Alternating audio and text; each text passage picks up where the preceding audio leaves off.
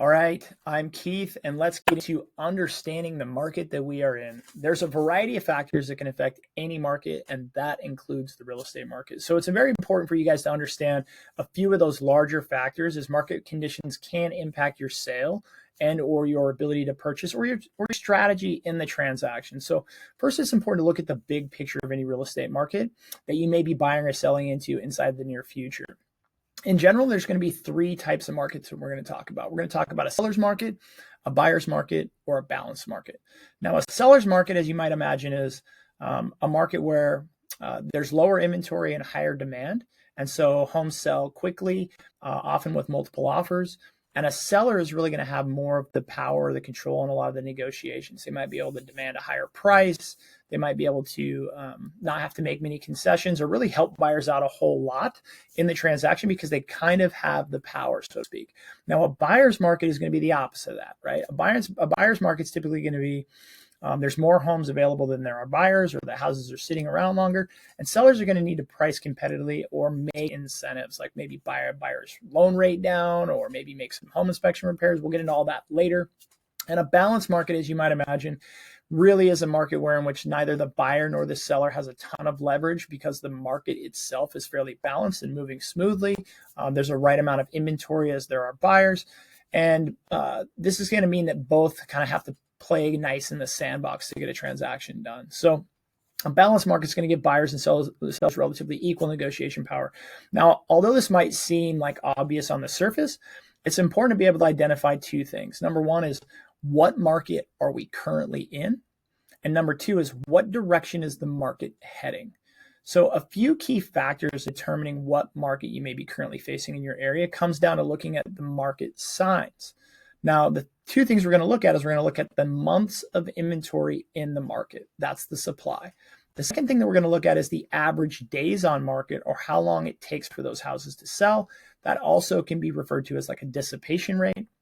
And what does this mean? Okay, to give you guys a frame of reference here, according to the National Association of Realtors, which has been keeping track of real estate sales since about the Great Depression, they have about 100 years worth of data. The National Association of Realtors historic trends data will tell us that the shift between a buyer's market and a seller's market is usually around 6 months of inventory. 6 months of inventory, a market is typically about balance, or a balanced market. So if inventories inside a specific market are below 6 months, like as an example, let's say there were 3 months of inventory in any given market, we would classify that as a seller's market. Because with significantly less than 6 months inventory, the demand from buyers would be higher than the inventory from the sellers. And thus that would mean that the market was likely more advantageous for the selling party in a transaction. On the other side of 6 months, though, for example, if there was 9 months of active inventory in a specific market, we would traditionally refer to that as a buyer's market, because with higher amounts of inventory, the buyers would tend to be able to take advantage in negotiation scenarios, and sellers would have to be more likely to make concessions, reduce prices, or offer incentives to potential buyers, right? We got that. But this can be a tricky thing to understand because people go, well, what do you mean there's 9 months of inventory? Isn't there always inventory coming in and coming out? It's kind of based on the premise that the market itself would stop. Meaning, what I would do is I'd look at any given market and I'd say, if I go into a market and I know that that market traditionally moves 1,000 units a month, make 1,000 homes sell a month in that market, and there's currently 5,000 homes on the market, when there would be 5 months of inventory. If we're dissipating 1,000 homes a month and there's 5,000 houses on the market, yes, more will keep coming and more will keep leaving. But if you were to halt all new inventory, meaning if all the real estate agents in a market, or if all the sellers market, hypothetically colluded, or they just said, we're not going to list a single house until all these homes are gone. Well, then you could tell that if 1,000 houses move a month and there's 5,000 homes on the market and no other houses were listed, well, then relatively in 5 months, in theory, all those houses should be gone, or right around there. So it's not an actual thing.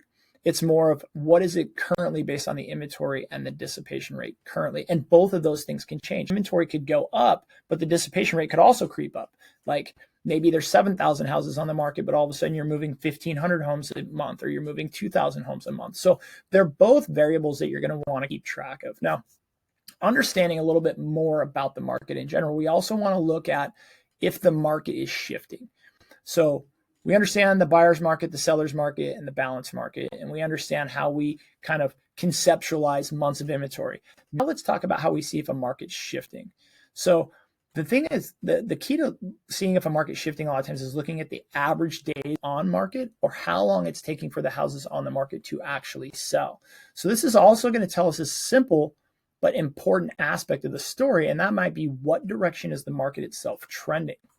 So if we analyze recent sales information, we should be able to see how long it's taking for the average home in any given market to sell. Are homes selling quickly, like within the first week or month they're listed? Or are homes taking longer to sell? It's taking like 9 months to sell or a year to sell if they hit the market. Now, I can honestly tell you that I have dealt with both types of markets, well, actually all three types of markets in my career and on multiple occasions because I've been through a few different shifts. And paying attention to when the days on market changes can actually be a good indicator to a market shifting much sooner than inventory changes.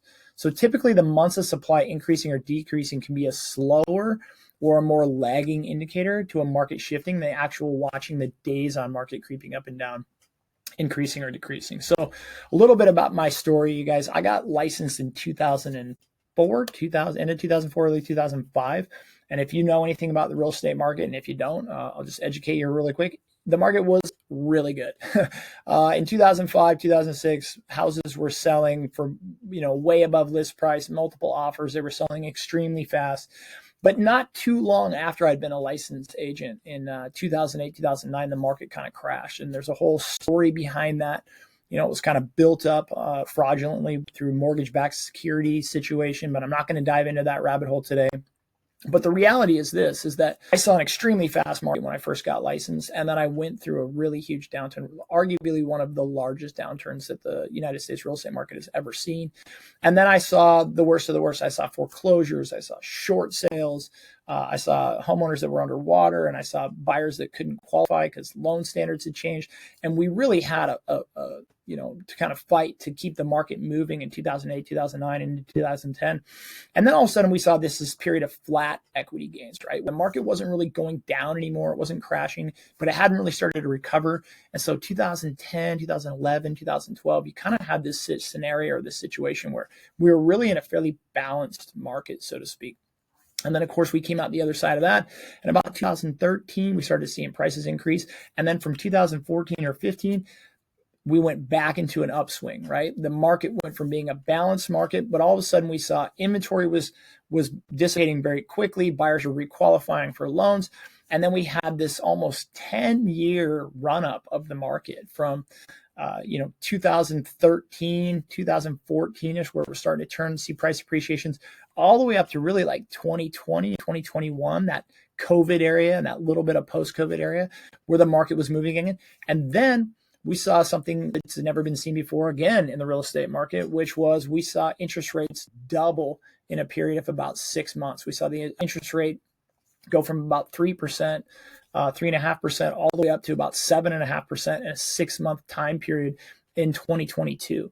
And so we all of a sudden, the market again swung. And so I've kind of seen all of these markets. And not only have I helped clients in all of these markets, but I've also been an investor in all these markets. And so I have a lot of knowledge and a lot of experience where I can help guide people through this process. And that's why it's important for you guys to work with real estate agents that have a lot of knowledge and have a lot of information so that they can not only explain this to you, but they can also help you create the best strategy for yourself in your given situation. So you don't have to work with an agent. Obviously, I'm biased because I am an agent, but I'm also a really good agent. But I have saved my clients thousands and thousands of dollars over the year, and I've made clients hundreds of thousands of dollars over the years. So working with a knowledgeable professional who has access to the multiple listing service, understands months of inventory, understands days on market, really can help you in any sort of transaction. So the ultimate question that I always get from people is, Keith, when is the best time to buy or sell? Well, the reality is on the surface, it's a seemingly innocent question and a simple question. And yet at the heart, it can be a fairly complex thing to answer. And one that I would say, hopefully, as we address these things and go through these modules in this course, that my goal is to just load you with information and make you an individually informed person who can make individually informed decisions as to what's right for you in your current situation. Now, a few other factors to consider. Market seasonality. Spring and summer usually bring more buyers. There's a variety of reasons for that.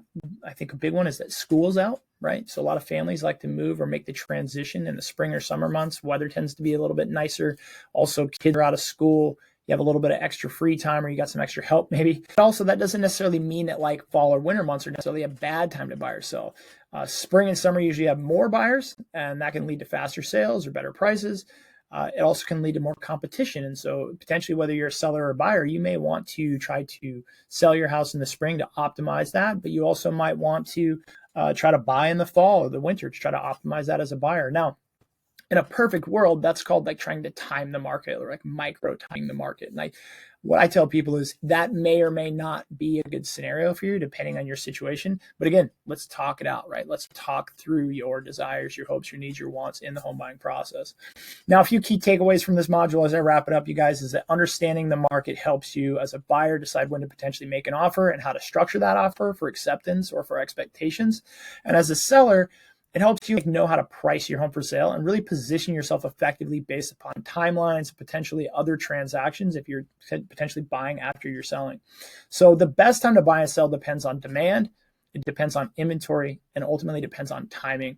And in the big picture, this is a lot to kind of soak in, but it's something that's relatively easy once you understand the terms. So work with a real estate professional or somebody who can at least help you develop a holistic game plan for factoring all the variables to be successful. And in the long run, understand that timing the market is a single variable, and it has more to do with investing than it really does your personal home. So whether you're an investor or whether you're buying personally, it's going to affect you a fair amount differently. So really, this is one of those things where you have to assess your situations. But I'd say if you're an investor, then we're going to have a whole different conversation. And I have a whole different kind of dialogue that we're going to have about timing the market. So overall, though, there's 100 years of tracking real estate sales in the market, and we can use the data, historical data, and we can use today's current data to help you develop the best game plan for you. All right, I hope you guys found this informative. We're going to be moving on.